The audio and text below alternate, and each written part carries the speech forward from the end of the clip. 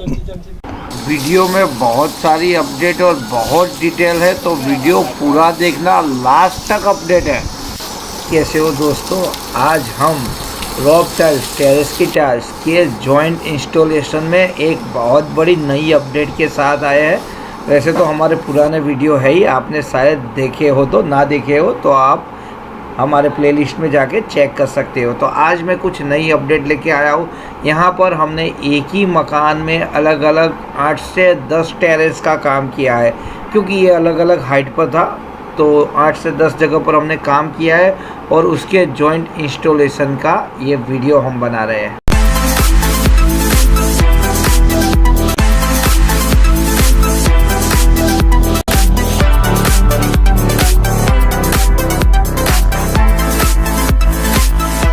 Joint fitting में जो ऊपर का ये वाटा होता है, वो जिस दिन हमने वाटा लगाया है उसी दिन उसको फिलिंग करना है। बाद में करते हैं तो वो चिपक के नहीं रहता है। उस दिन ये सिर्फ सीमेंट में ही कर लिया होता है तो भी रहता है। उसकी रीज़न भी मैं आपको दिखा रहा हूँ।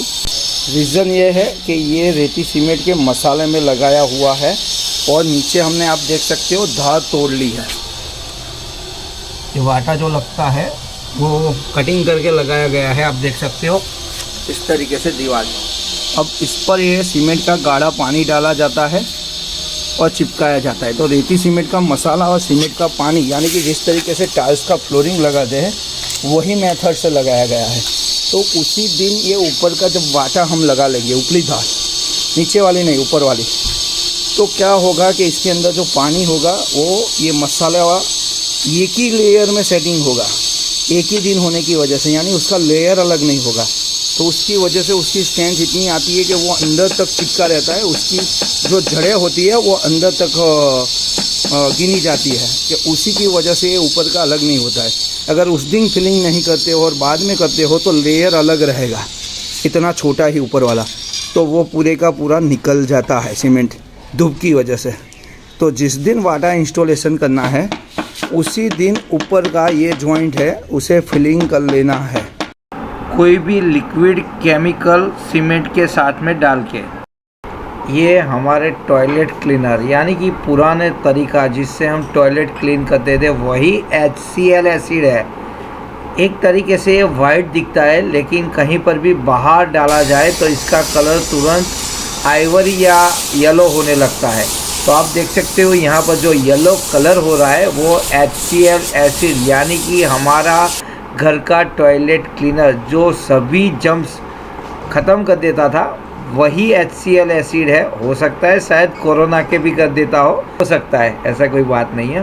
तो ये किन किन चीज़ों पर भारी पड़ता है, एक तो टॉयलेट क्लीनर में काम करता है HCl एसिड, कि टॉयलेट के सभी जम्स को ख़त्म कर देता है 99% है। दूसरा, ये लोहे पर भारी पड़ता है। अगर लोहे पर या स्टेनलेस स्टील पर डाला जाए तो उसमें जंग आ जाता है।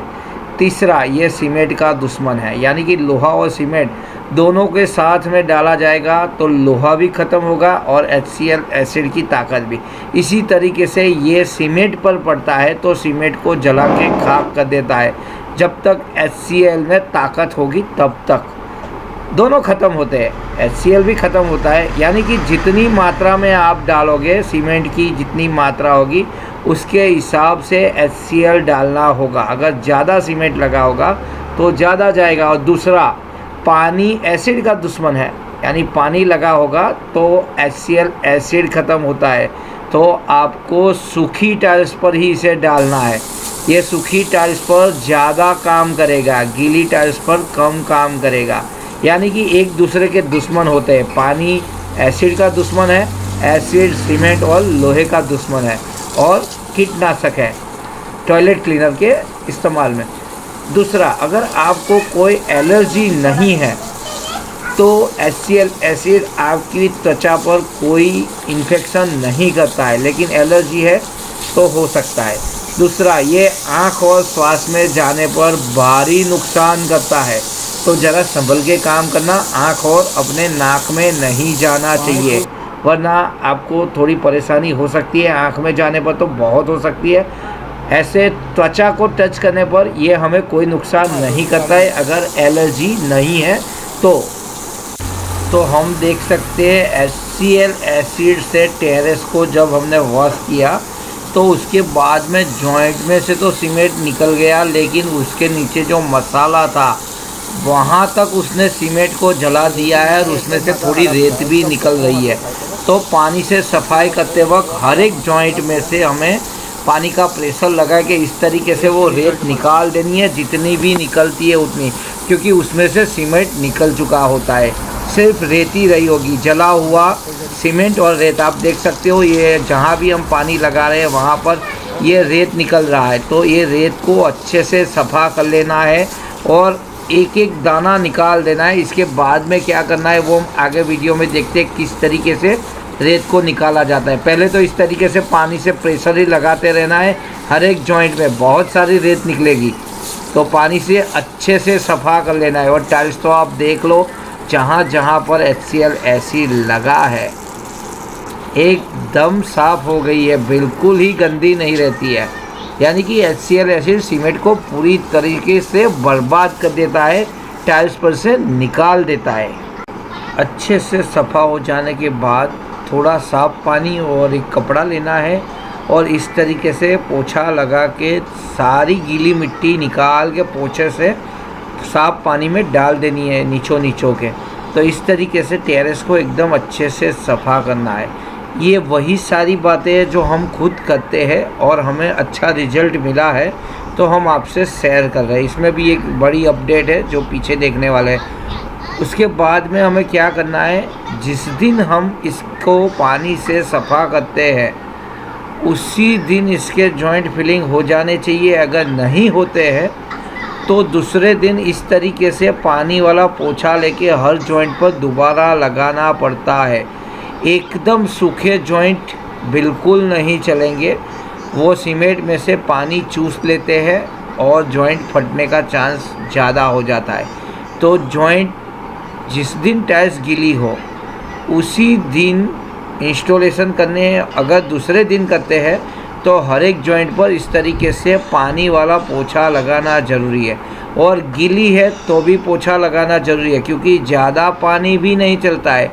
जॉइंट के नीचे पानी भरा होगा तो थोड़ा पानी सूखेगा, उसके बाद में ही जॉइंट अच्छे से इंस्टॉलेशन होते हैं। और जिस दिन हम इसको पानी से धोते हैं उस दिन तो जॉइंट सूखते ही नहीं है, क्योंकि नीचे मसाला तक भीग गया होता है इस पानी से। तो उस दिन अच्छे से जॉइंट आपके इंस्टॉलेशन हो जाएंगे, बिल्कुल ही नहीं फटेंगे और लंबे टाइम तक अच्छे रहते हैं। लेकिन कोई कारणवश उस दिन आपके जॉइंट इंस्टॉलेशन नहीं हुए तो दूसरे दिन पानी वाला पोछा लेके हर जॉइंट पर लगा लेना है।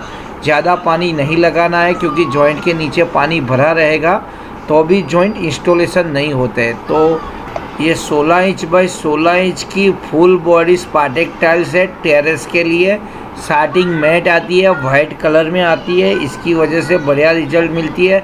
साइजिंग वाली टाइल्स है। और दूसरी अपडेट ये है कि लाइन टू लाइन लगानी है।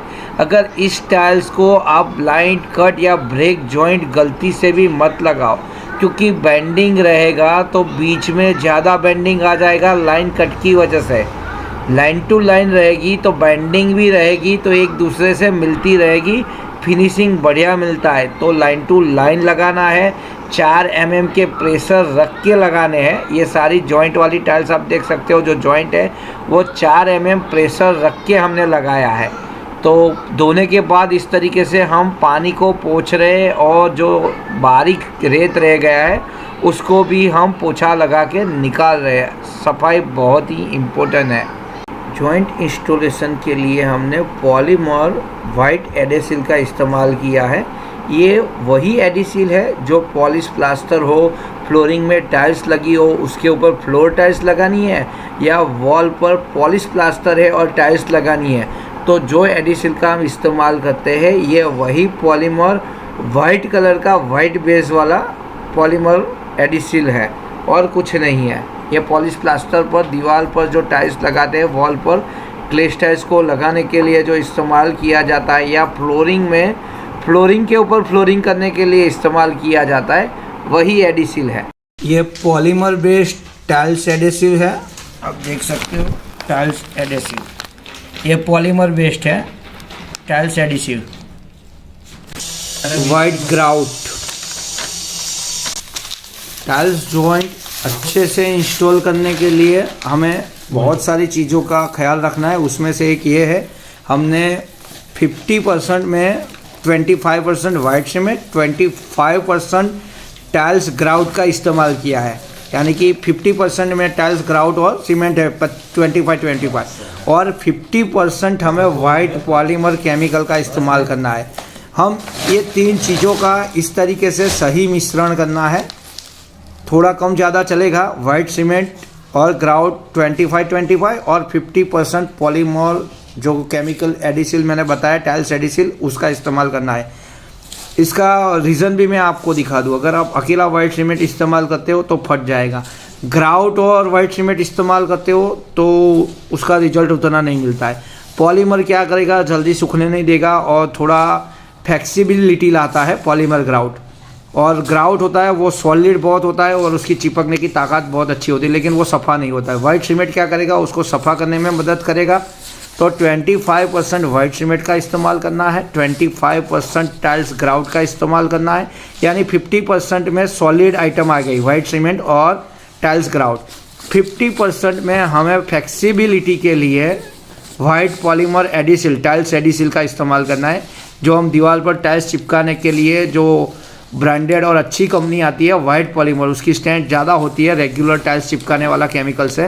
तो ये वही एडिसिल है, पॉलीमर एडिसिल, टाइल्स चिपकाने वाला। दीवार पर जो पॉलिश प्लास्टर होता है ऐसा, यहाँ पर जो हम टाइल्स चिपकाते हैं वही एडिसिल है। तो 50% उसका इस्तेमाल करना है। और फिर लिक्विड LW किसी भी कंपनी का आप एडिसिल इस्तेमाल कर सकते हो वाटर प्रूफिंग के लिए। यानी कि 4 चीज़ों का इस्तेमाल करना है।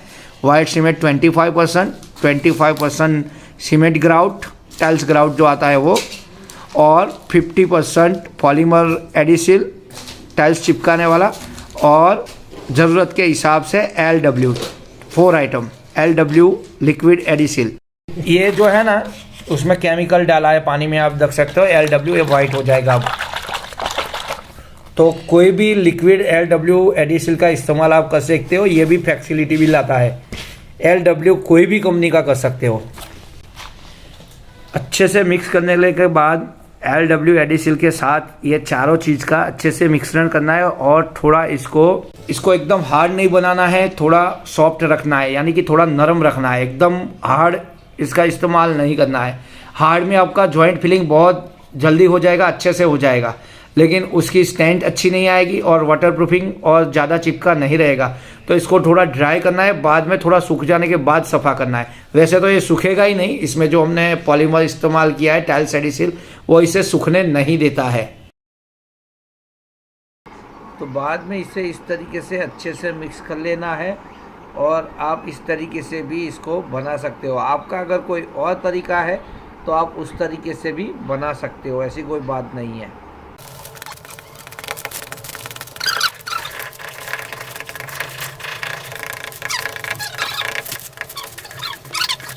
आप एक देख सकते हो, हमने पोछा लगा के बहुत ही क्लीन टाइल्स कर दी है। बिल्कुल ही रेती का एक स्मॉल दाना भी कहीं पर नहीं है। वो सूखने के बाद लेने वाले हैं। तो ये थोड़ा ड्राई हो गया है ऊपर से, लेकिन इसके जो जॉइंट है वो गीले ही। अभी आपको मैं दिखा दूँ, ये जॉइंट में पानी है ही, देखो। तो जॉइंट नहीं सूखे हैं। जॉइंट सूख जाएंगे तो अच्छा भी नहीं आएगा। तो इस तरीके से अच्छे से सफ़ा कर लेने के बाद ये जो हमने 4 केमिकल डाल के जो बनाया है उसे अच्छे से मिक्स करके इसका जॉइंट फिलिंग करना है। तो इतना नरम रख के इसको फिलिंग करना है हमें। आप देख सकते हो, एकदम ड्राई नहीं करना है। तो इस तरीके से जॉइंट पूरना है। और दूसरी एक अपडेट ये है, जो हम नीचे का वाटा होता है इसको उसके हिसाब से क्रॉस में 45 डिग्री करेंगे तो बहुत लंबा हो जाता है। और लंबा हो जाने की वजह से वो पूरा निकल जाता है। तो हमें ज़रूरत उतनी नहीं है, सिर्फ जॉइंट फिलिंग की है। तो उसको राइट एंगल पे कट कर देना है हमें, तो वो निकलेगा नहीं। अगर 45 डिग्री पर आप इसको इस्तेमाल करोगे तो इसका जॉइंट लंबा होता है, उसकी वजह से बाहर निकल जाता है। और दोबारा 1-2 साल में धूप करने के बाद आपको इंस्टॉल करना पड़ेगा। तो ये जो जॉइंट होता है नीचे वाला वाटे का, उसको राइट एंगल करना है। तो ये हम पहले 45 डिग्री देख रहे हो, इसको इस्तेमाल कर रहे हैं। तो ये 45 करने के बाद इस तरीके से राइट एंगल करके छोटा करना है। बड़ा जॉइंट नहीं रखना है, ऐसे राइट एंगल कर लेना है, तो ये कभी खुलेगा नहीं। जॉइंट तो ये भी भरा हुआ ही है, तो इस तरीके से राइट एंगल जॉइंट बनने हैं। इसको लंबे नहीं बनने हैं, लंबे भरोगे तो ये टाइल्स पॉलिश होता है और निकलने के चांस बहुत बढ़ जाते हैं।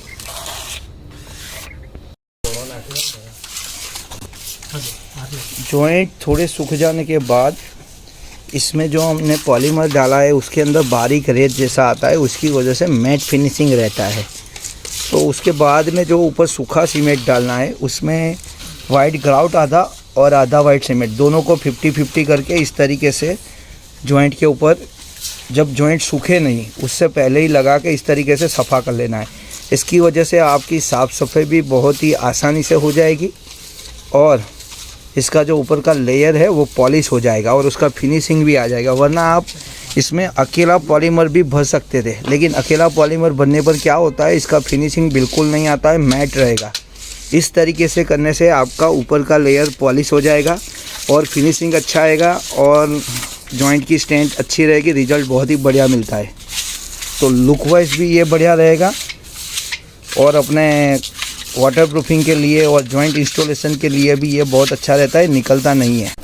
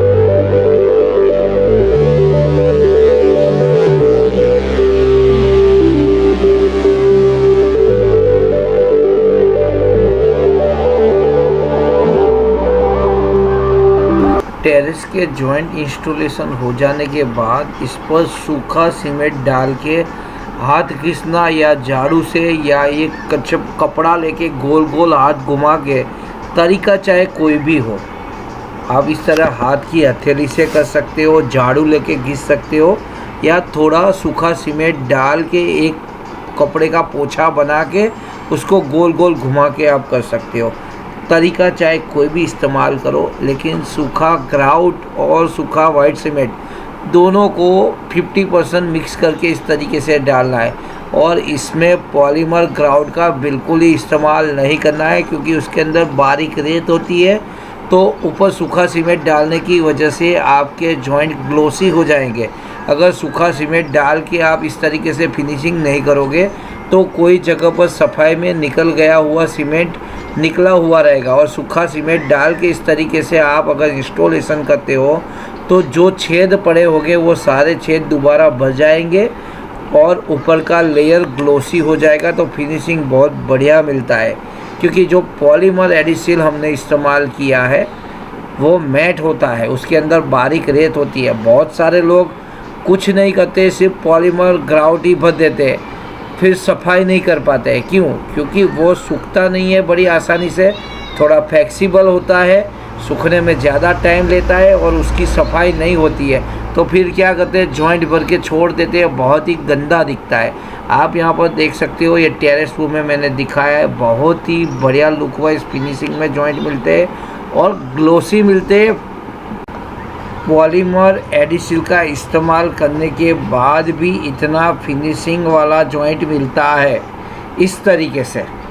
सिर्फ पॉलीमर एडिसिल का इस्तेमाल करोगे तो इस तरीके से सफ़ा नहीं कर पाओगे आप देख सकते हो जॉइंट इंस्टॉलेशन के बाद हमने पूरे टेरेस में पानी का इंस्टॉलेशन कर दिया है। तो इसको 1 हफ्ते तक पानी भरना बहुत ज़रूरी है। अब देख सकते हो ये बूच लगा के पानी भरा है। और पानी भरने में भी एक बात संभाल के रखनी है, जो हमारा वाटा होता है उसके ऊपर पानी नहीं जाना चाहिए, वरना लीकेज शुरू हो जाएगा।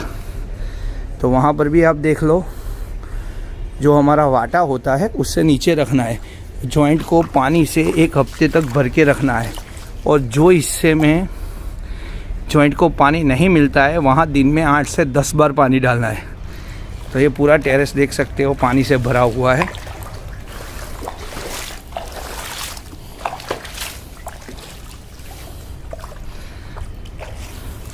तो इस तरीके से जहाँ भी जॉइंट इंस्टॉलेशन किए हैं पानी भरना बहुत ज़रूरी है।